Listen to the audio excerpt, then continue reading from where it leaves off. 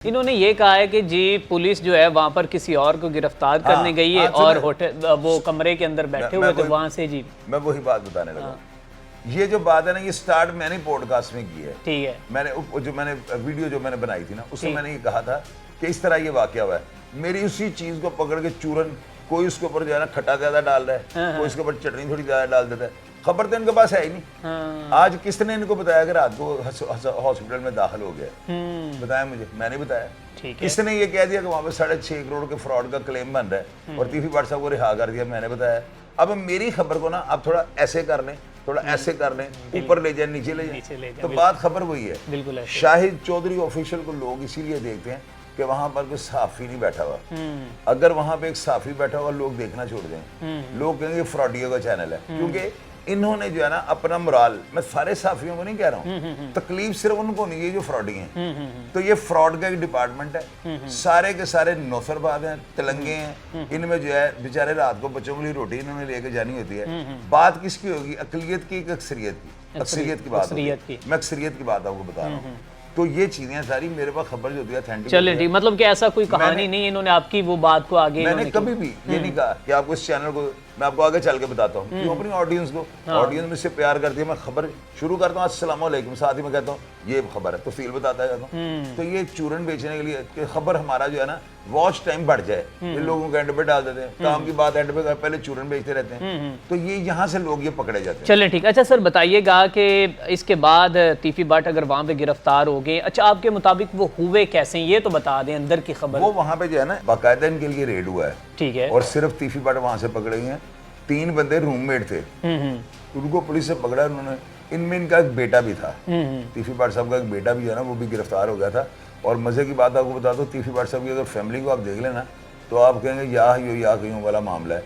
इनकी जो मिसिज हैं वो यकीन कीजिएगा एक इतनी नेक खातून थी ना कि आपकी सोच होगी। इनकी वालदा को अगर आप मिलने तीफी भट्ट की तो फरिश्ता सख्त खातून है वो। अच्छा। इनके बच्चों को आप मिलने तो बच्चे इनके जो है ना पाकिस्तान के हाई जो है ना लेवल के जो स्कूल थे वहाँ पे पढ़े हुए हैं। जिस तरह वो शोएफात हुआ और जिस तरह वो ये पता नहीं बड़े बड़े स्कूलों में मुझे नाम भी नहीं आते, इनके बच्चे वहाँ पे पढ़े हुए हैं, बैरून मुल्क जाकर तालीम हासिल कर गए हैं। ठीक है। अगर एक बंदा क्रिमिनल है तो उसकी फैमिली भी क्रिमिनल होनी चाहिए, क्राइम करते होने चाहिए ना। तो कैसे उनके बच्चे इतने पढ़ गए? इनकी वालदा के बारे में आप यकीन करें, उनका चेहरा आप देखें, लोगों ने मुझे बताया, वो कहता है देखते लगता है कि फरिश्ता सख्त खातून है, चेहरा खुली किताब। क्योंकि इनका कोई मजहबी घरानों के साथ भी इनका ताल्लुक है। मैं बता रहा हूं कि उनकी फैमिली के ऊपर जो है ना, उनकी फैमिली के बारे में कोई बंदा पाकिस्तान में ये नहीं कह सकता कि वो क्राइम से रिलेटेड है। बच्चे उनके जो है उनको आप देखें तो आप हैरान। ठीक है। अच्छा चौधरी साहब, आप क्या कोई इंकशाफ करने जा रहे हैं कि आगे कौन सी बड़ी गिरफ्तारी अमल में आने वाली है इस केस में? मैं जो है ना ये आपको मैं दावे के साथ बात कर सकता हूँ कि ये जो मकतूल जो मर्डर हुआ था ना, उसके केस में आगे इतनी ज्यादा जो है ना गड़बड़ हो गई है FIR के अंदर। इतनी FIR बोगस, इतने अफराद को इन्वॉल्व कर दिया गया है, तफ्तीश इतनी बिखर गई है कि मेरा नहीं ख्याल कि इसमें कोई भी शख्स सजा हो पाए। क्या आप समझते हैं अमीर बिलाज को कभी इंसाफ नहीं मिल सकता? इंसाफ हम किसको कहते हैं? इंसाफ पहले तो आप मुझे ये क्लियर करें ना कि आप इंसाफ का आपकी नज़र में ये मतलब है कि गोगी भट्ट, तीफी भट्ट को सरेआम सजाए मौत दे दीजिए? पहले मुझे ये बताएं। नहीं, पहले तो उसका मेरिट की बात करें। मेरिट, बिल्कुल मेरिट की बात करें ना। मेरिट की बात। इंसाफ तो यहाँ पे देखें, इंसाफ की तरह अगर इंसाफ देने पे आ जाए तो हर बंदे को मुद्दई को राजी करने के लिए मुलजिमों को जो है इनकी गर्दनें उतार देनी चाहिए। मेरिट ये बनता है कि अगर इनके ऊपर जुर्म साबित होता है, बिल्कुल ये ना बात आप करें कि जुर्म उन्होंने किया नहीं किया, यहाँ पे एविडेंस प्रोसिक्यूशन क्यों बैठी है? बिल्कुल ऐसे ही प्रोसिक्यूशन का निजाम जो है वो क्यों है? मुझे ये बताएं ना। आपने कत्ल किया, मैं मानता हूँ, अदालत सबूत मांगती है, अदालत गवाह मांगती है। उन गवाहों, सबूतों और दलाइल की रोशनी में अगर तीफी भट्ट को अदालत सजा देती है कि इसको सजाए मौत होनी चाहिए, तो मैं कहता हूँ फांसी पे लटका दे। मैं इसमें कोई मैं नहीं कहूँगा, मैं प्रोटेक्ट नहीं करूँगा, ना प्रोटेस्ट करूँगा, ना मैं जाकर जलसे जुलूसों में। मैं ये कहूँगा इनको लटका दें, अदालत ने हुक्म दे दिया। अगर स्टेट इसको बरी कर देती है तो आप कहेंगे हमें इंसाफ नहीं मिला, तो जाकर स्टेट में इटा मारो। बिल्कुल ऐसे ही है। देखें यहाँ पे इंसाफ का नाम नहीं, अब इंसाफ तो यहाँ पे बहुत अजीबोगरीब है। इंसाफ देखें, CCTV कैमरे में वीडियो बनी है और वो देखते हैं कि खातून को जो है ना किसी ने जो है फिंगर के साथ बदतमीजी की है, तो अगले दिन उसकी फिंगर जो दरवाजे में आ जाती है। इंसाफ तो ये है कि वीडियो देखी तो उसके साथ उसका ट्रायल हो गया।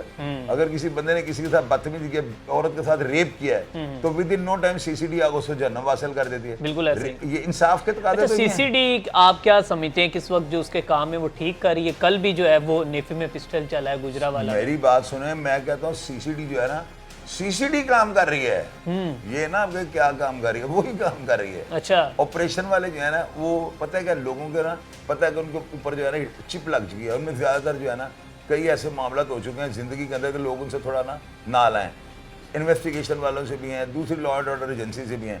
सीसीडी आई है ना, तो ये एक तूफान की तरह ये शूं की आवाज आई है। मेरी बात समझ, बिल्कुल ठीक है। और ये अभी तक उस लेवल को नीचे नहीं जाने दिया। ये चीज जो है ना लोगों के दिल के अंदर जो है ना यहाँ पे घर घर गई है। मुझे लोगों की कॉल्स आती हैं, सबसे ज्यादा इनके अंदर के काम, मैंने कभी टीसी नहीं की, ये बात आप याद रखिएगा। ठीक है। ये जो है ना सबसे ज्यादा इनको सीसीडी को जो है ना, इनके जो अंदर के जो काम थे, जो इनको तकालीफ थी, जो इनको मसाइल थे, उनको मैंने उजागर किया। ठीक है। और आज आप ये देखें कि मैं वो बंदा हूँ जिसने सबसे पहले क्रिमिनल को जहन्नम वासल कहना शुरू किया। और आज सारे मीडिया पे हर बंदा ये कहता है फलाना जहन्नम वासल, फलाने को हाफ फ्राई कर दिया, फलाने को फुल फ्राई कर दिया गया। ये सारे लफ्ज वहीं से निकले हैं ना। पहले ये लोग मुबैना पुलिस मुकाबला कहते थे, डरते थे कि हमें क्रिमिनल्स के घर वाले शूट ना कर दें। तो मैंने इन लोगों को बताया कि बंदे को स्टेट अगर सजा देती है तो ये जहन्नम वासल ही होगा ना। आपको अगर सऊदी की हुकूमत जो आपका सर उतारती है, तो मैं कैसे आपके लिए दुआ करूंगा अल्लाह ताला आपको जन्नत में भेजे। स्टेट आपको सजा दे रही है, पनिश कर रही है। बिल्कुल तो ये दुनिया जब से बनी है सजा जजा का निजाम चलता रहा है। जो बंदा सजा में दुनिया से जाएगा वो जहन्नम वासल है। बिल्कुल ठीक है।